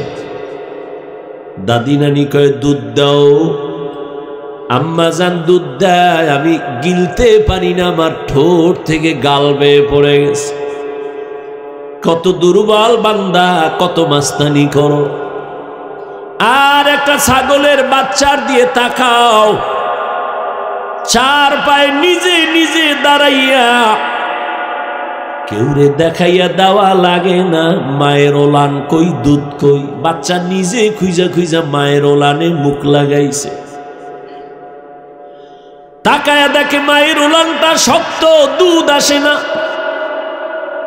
আমার আব্বা জান যদি আমি দুধ না পাইতাম, ডাক্তারের কইতো ঔষধ দাও, বাচ্চা দুধ পায় না। কিন্তু বকরির বাচ্চাটা দুধ না পাওয়ার কারণে কোনো ডাক্তারের কাছে যায় নাই। আল্লাহ ওরে এমন ভাবে বানাইছেন, ওর পুরা মাথার মধ্যে কপালের অংশ বড় শক্ত। ও নিজে একটা ইঞ্জিনিয়ার হইয়া জন্ম নিছে। শক্ত ওলানটারে কেমনে নরম করলে দুধ আসবে, মাথার এই অগ্রভাগ দিয়া জোরে জোরে আঘাত করেছে। মায়ের ওলানে দুই তিনটা আঘাত করা মাত্র মায়ের ওলানটা দুর্বল হয়ে গেল, মুখ লাগাইল, দুধ আসলো, পেট ভরে গেল। একটা বকরির বাচ্চার কাছে মানুষ কত দুর্বল। আল্লাহ বলেন জমিনে মানুষের মতো দুর্বল কোনো প্রাণী আমি বানাই নাই। পিপিলিকার কাছেও দুর্বল, মশার কাছেও দুর্বল। মানুষের বানানো 2 টাকা দামের একটা বেলেটের কাছেও বড় দুর্বল। খানার বেলায় দুর্বল, ঘুমের বেলায় দুর্বল, মেধার বেলায় দুর্বল।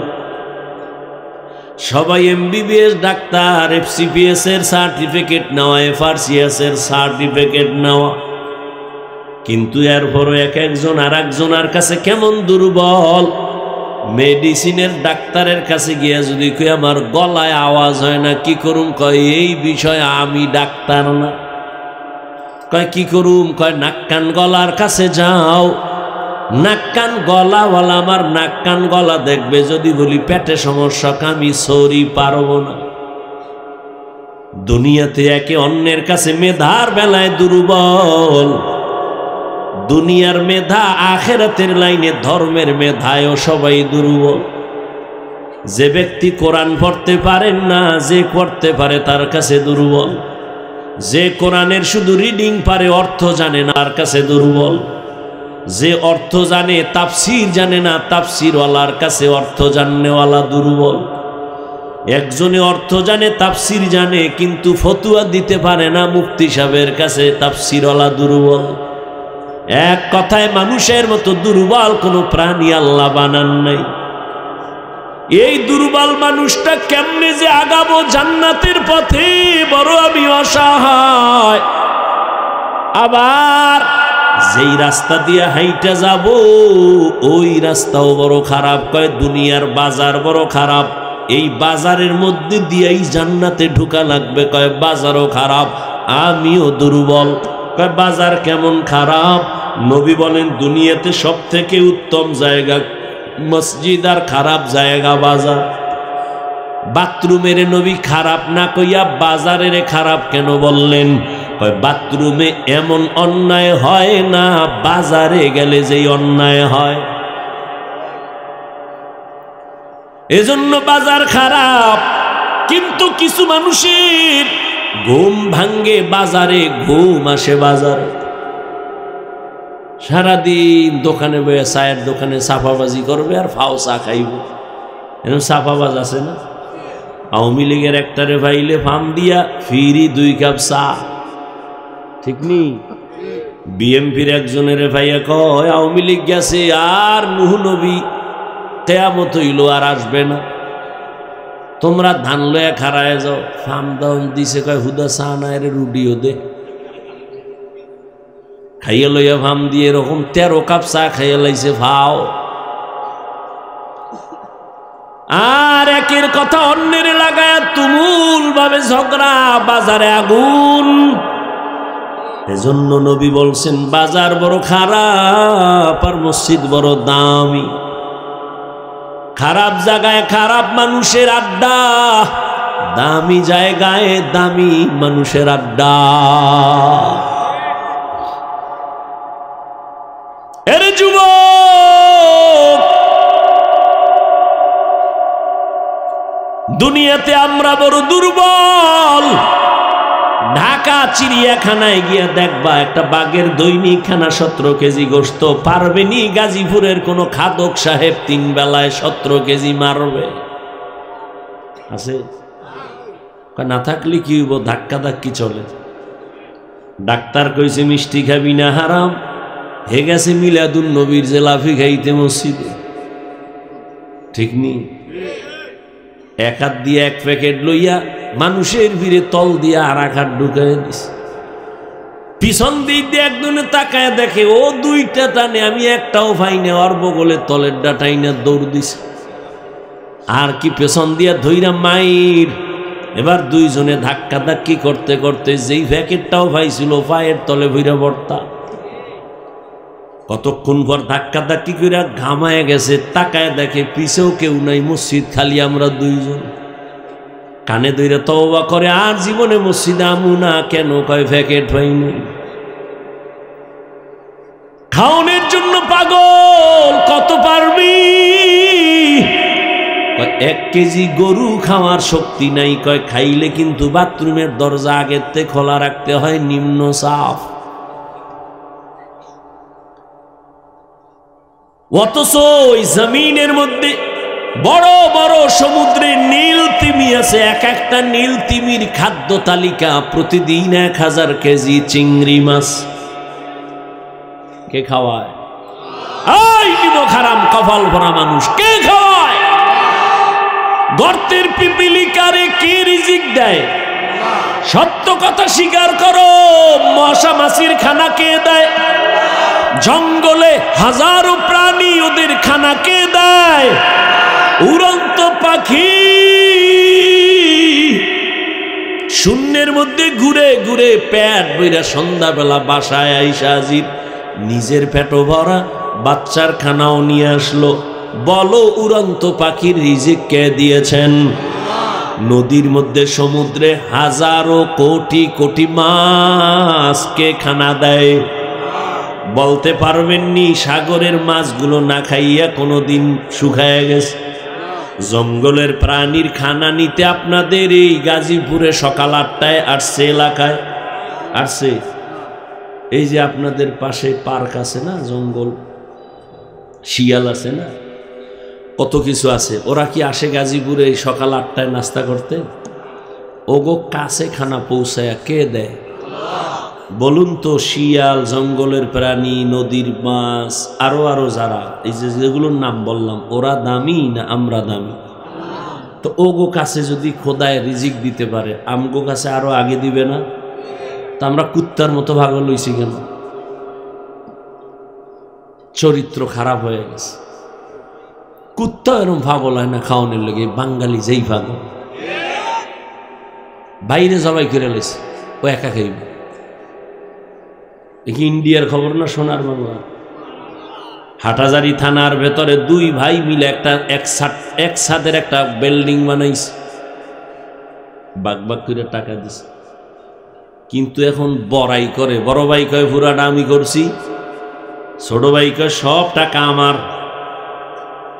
শুনতে শুনতে কথা আইছে আম্মাজানদের কানের ভিতরে, আর সাংবাদিক লাগবে না, কাম হয়ে গেছে। আম্মাজানেরা তিলেরে তাল বানায় স্বামীর কান্ডারে গরম বানায় দিছে। এবার 2 জনের ভিতরে ঝগড়া, ভাইয়ের মধ্যে দ্বন্দ্ব। বড় ভাই যতই বাহাদুরি করুক না কেন, ছোট ভাইদের প্রতি একটা আলাদা দরদ আছে, মায়া আছে, সার দেওয়ার মতো মন আছে, যেটা অন্যদের থাকে না। বড় ভাই একটু কম কয়, ছোট ভাই বেশি কয়। ছোট ভাই কয় কয় কয় কয় কিন্তু জালটাও মিটাইতে চায়। শয়তান এমন ভাবে দখল করেছে, ওই ছোট ভাইরে আরো কিছু মানুষ তাল দিয়া এমন ভাবে নিছে, ছোট ভাই ষড়যন্ত্র শুরু করলো, বড় ভাইকে রাতের গভীরে মাইরেই ফেলামু।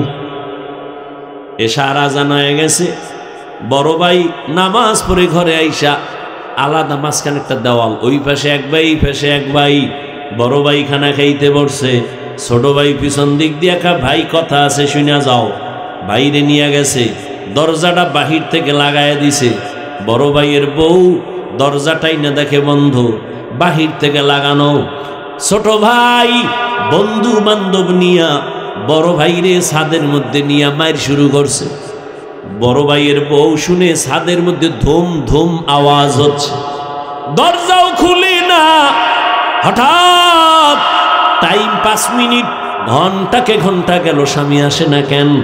একটা চিৎকার মারছে, পাশের বাড়ির মানুষ চলে আসছে, আইসা দরজা খুলছে, বের হইয়া স্ত্রী তো অন্তরে একটা বাড়ি মারছে। হঠাৎ দেখে ভাই রক্তে পুরো ছাদ লাল হয়ে গেছে।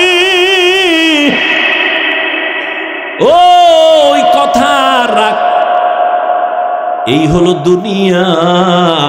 খাইতে পারে আধা কেজি, দুনিয়া সব খাওয়ার জন্য কুত্তার মতো পাগল হয়ে গেছে। আল্লাহ কয় তোর শরীর ঠিক রাখার জন্য আমি আম দিছি, কাঁঠাল দিছি, আমি নিজে পাকাইয়া দিমু, 1 মাস অপেক্ষা কর। কয় না, আমার জিহ্বা কুত্তার থেকেও খারাপ, আমি এত ধৈর্য ধরতে পারি না। মার গাছের মধ্যে মেডিসিন মার, খোদায় ফাঁকাবার আগে আমি থাপড়ায় ফাঁকায় ফেলামু, একেবারে আল্লাহর আগে ফাঁকায় দিছি। খাইয়ে হইছে বাথরুম ফ্রি, রোড ফ্রি হয়ে গেছে। মানুষ কত নিমক হারাম, মাছ কত পিওর, মানুষ বানাইছে ভেজাল। ফল পিওর, মানুষ বানাইছে ভেজাল। হোটেলে খাবেন, আরে ভাই মানুষ টাকা দিয়ে খায় না, কথা বলেন না কেন? তা তুমি 2 নাম্বার তেল দিয়ে ভাজো কেন? 6 দিন আগের তেল দাও কেন? মানুষ তো টাকা দিচ্ছে, সমস্যা কি? তুমি 2 টাকা বাড়ায় নাও, মানুষকে ধোকা দাও কেন?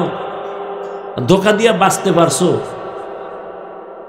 10 বছরে যা কামাইছো 1 রাইতে সব আগুন লেগে শেষ। হে আল্লাহর মাইর, আল্লাহ হেদায়াত দান করে। আমরা বড় দুর্বল, আবার যেই বাজার দিয়া জান্নাতে যাব, ওই বাজার বড় খারাপ। এরপর আবার 3 দল শয়তান আমার পেছনে টানে, যেন আগাইতে না পারি। মানুষ শয়তান, জিন শয়তান, নফস শয়তান। এমতো অবস্থায় সাহায্য ছাড়া চলার কোনো রাস্তা নাই। এতক্ষণ আলোচনা কইরা এক প্রশ্নের জবাব দিলাম, এবার আবার প্রশ্নের জবাবটা আপনাদের থেকে নেই। প্রশ্ন কি ছিল? সাহায্য লাগবে কেন? এই কেনর জবাব এই মাত্র দিয়া মোটামুটি গুছাইছি। এবার আপনাদের অন্তর কি বলে? সাহায্য ছাড়া চলা যাবে। এইবার প্রশ্ন দ্বিতীয়টা, সাহায্য লাগবে ফাইনাল, তবে কার থেকে নিব এ নিয়ে এখন পরামর্শ। আমি যদি জিগাই কার থেকে নিবেন, সবাই দুই হাতের সাথে ফাও দুইটা আলগি দিয়ে কইব আল্লাহর থেকে নিব, কিন্তু এটা তাজা মিছা কথা। যদি মানুষ আসলেই আল্লাহর থেকে সাহায্য নিত, এই দেশে কোনো সুদী এনজিও থাকতো না। নিমক হারামের গোষ্ঠী গরিবের ৫,০০০ টাকা ধার দিবে না, নাই। আর যদি কয় সুদে লাগাবি, কয় ৫০ দিমু, ওর সাথে সাথে জুতা মারা যাইত।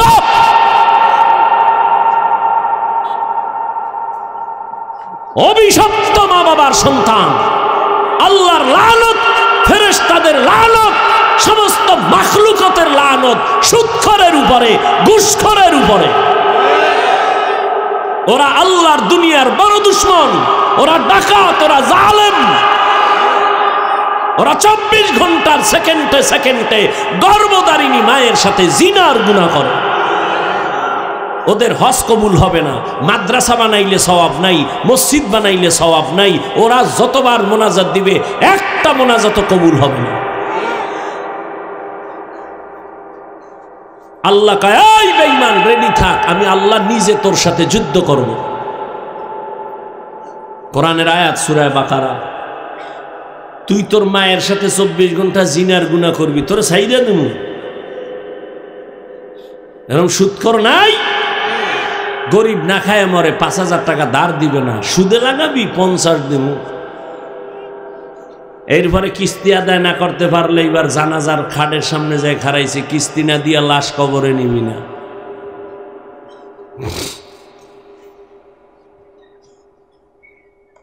আল্লাহ হেদায়াত দান করুন। বয়ান তো হচ্ছে, কাজে লাগে না কেন? শিয়ালের রাতে মুরগি। আল্লাহ হেদায়াত দান করুন। কষ্ট হইতেছে?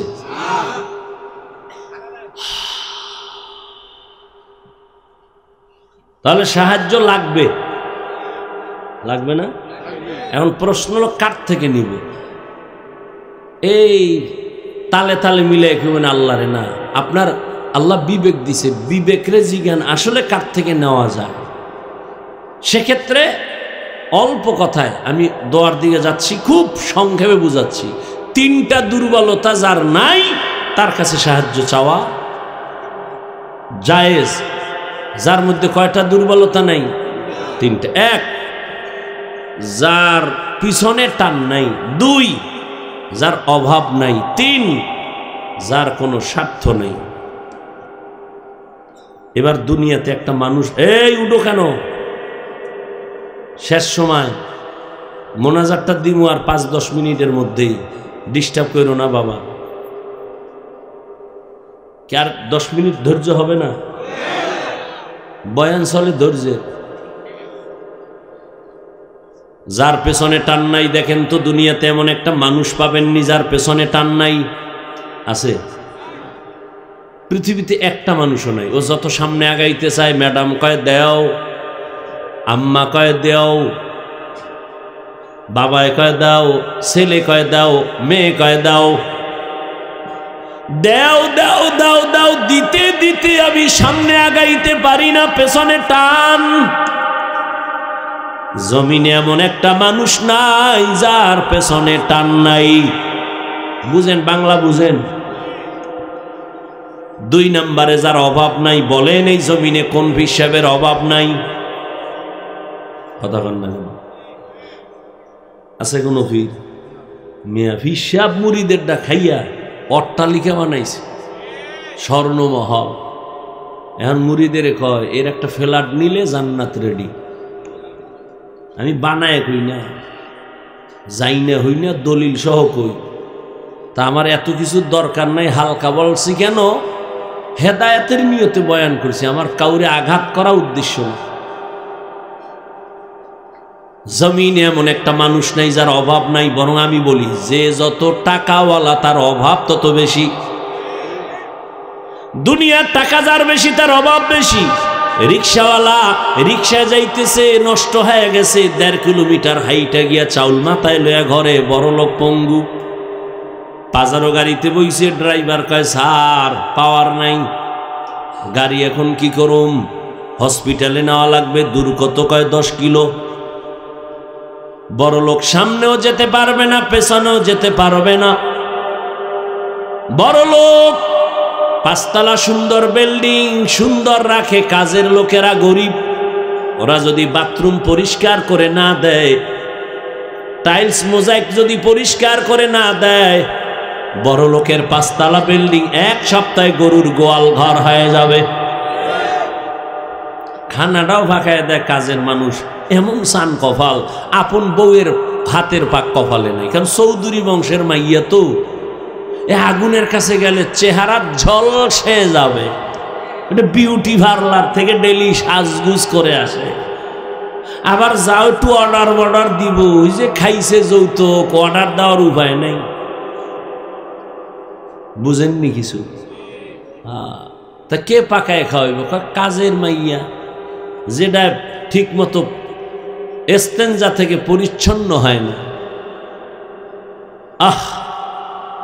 অথচ মানুষের ইবাদত কবুলিয়তের 1 নাম্বার শর্ত পবিত্র রিজিক পেটে আসতে হবে, না হয় ইবাদত কবুল হবে না। কয়জনের বউ রান্না কইরা স্বামীরে খাওয়ায়, এটাও তো কফাল। এটাও কি কফাল? যেই ঘরের বউ সংসারের কাজ করে, আল্লাহর কসম, ওই সংসার দিন দিন উজ্জ্বল হবে, রিজিক বাড়বে, মোহাব্বত বাড়বে, আদর্শ সন্তান ওই সংসারে আসবে। আর সুদের টাকা খাইয়ে যদি সংসার চালায়, ওই ঘরের সন্তান কোনোদিন মা বাবার খেদমত করবে না। ওই বাবার উপরে ধিক্কার, যেই বাবা নিজেও হারাম খায়, অবুজ শিশুটার রক্তটারেও হারাম খাওয়াইয়া নাপাক বানায়, ও বাবার কপালে ধিক্কার। আল্লাহ হেদায়াত দান করুন। দুনিয়াতে অভাব ছাড়া কোনো মানুষ নাই। 3টা দুর্বলতা যার নাই, তার কাছ থেকে সাহায্য নাও। 1 নম্বরে যার পিছনে টান নাই, 2 নম্বরে যার অভাব নাই, 3 নম্বরে যার স্বার্থ নাই। বলেন এই দুনিয়ায় স্বার্থ ছাড়া কেউ আসেনি? কথা বল। হ্যাঁ, আমি 2 জন পাইছি, কিন্তু গ্যারান্টি নেই। একজন পাইছি আমার আম্মা জান, আর একজন আমার আব্বা জান, কিন্তু সোনার বাংলায় গ্যারান্টি দিতে পারি না। কেন? স্বার্থের টানে মা বাবা সন্তানের জবাই করে। এই প্রমাণ নাই? ভালো করে বুঝো। আপন বাবা আপন মাইয়াটারে হোটেলের মধ্যে রাতে ঢুকাইয়া বাবায় নিজে মেয়েটারে কয়, তুই আজকে রাত্রের জন্য স্ত্রীর সমান। ঘুমাইতেছেন, মোনাজাত দিয়েই ফেলাম, 2 মিনিট যে কমুয়াও কইতাম না, কপাল খব আউলে যেতেছে। কোন দেশে আসো চিন্তা করো। মাইয়ারে হোটেলে ঢুকাই আপন বাবায় কয় আজকে রাতের জন্য তুই স্ত্রী। নাউজুবিল্লাহ আসে না? আল্লাহ হেদায়াত দান করুন। তাহলে বুঝতে পারলাম দুনিয়াতে অভাব ছাড়া কোনো মানুষ নাই, পিছু টান ছাড়া মানুষ নাই, স্বার্থ ছাড়া কোনো মানুষ। তাহলে এই 3 দুর্বলতা যার আছে, সে আমার চাইলেও দিবে না, দিবে না। কারণ ওর পিছনে টান, মাইয়া ভোলারে দিয়া থাকলে দিবে। দ্বিতীয়, নিজের অভাব পূরণ হইলে দিবে। তৃতীয়, স্বার্থ ছাড়া দিবে না। কি? কিন্তু এই 3টা দুর্বলতা নাই, একজন খুঁজা পাওয়া গেল, তিনি হলেন আমার রব। কে? ইয়া আইয়ুহান নাস আনতুমুল ফুকারাউ ইলাল্লাহ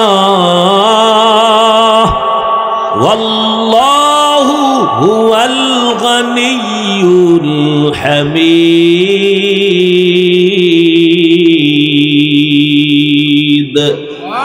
गर तवक्कुल में कुनी हर सुबह शाम मेरा सानद रिज़्क़ तू अज़ला मकाम। এই তিনটা দুর্বলতা নাই একমাত্র কার? আল্লাহর কোনো পিছনে টান আছে নিজে মাইয়া বলা চায়? আছে? লাম ইয়ালিদ লাম ইউলাদে উলায়ে কাস ওয়ালিদু মাউলুদেরা উ খালেকাস। আল্লাহর কোনো অভাব আসেনি?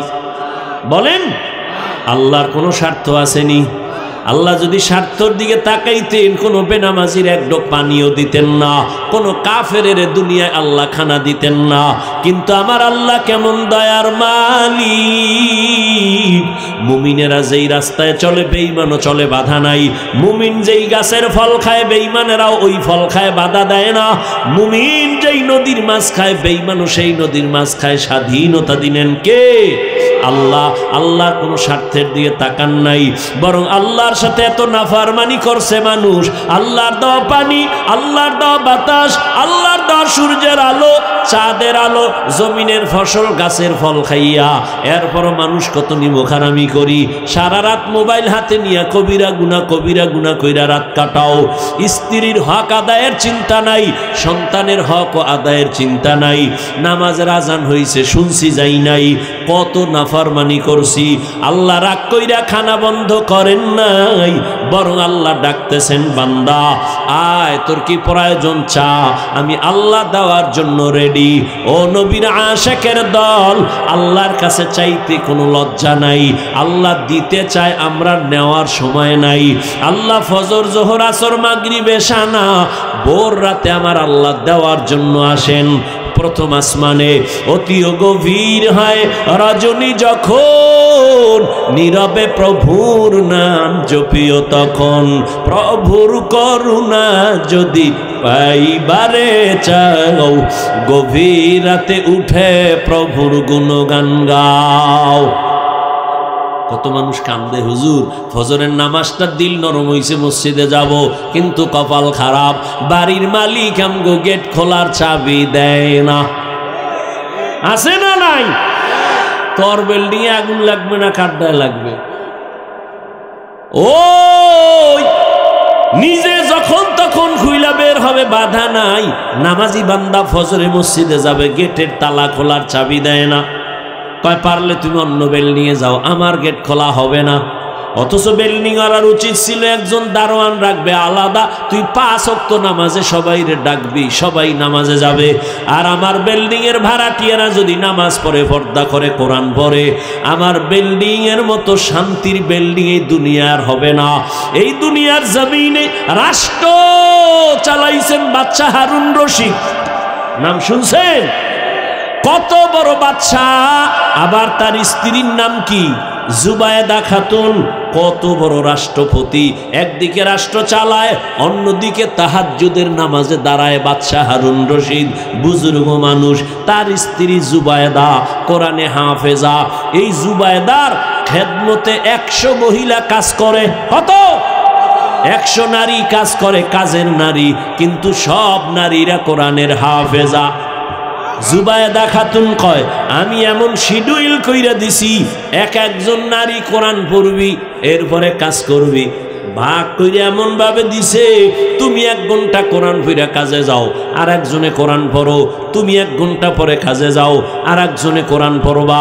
এইভাবে জুবায়েদা 100 নারীকে কোরআনের সিস্টেম লাগায় দিছে, টাইম ভাগ কইরা। জুবায়েদা কয়, আমি চাই আমার ঘরের থেকে যেন 24টা ঘন্টাই কোরআনের আওয়াজ বের হয়।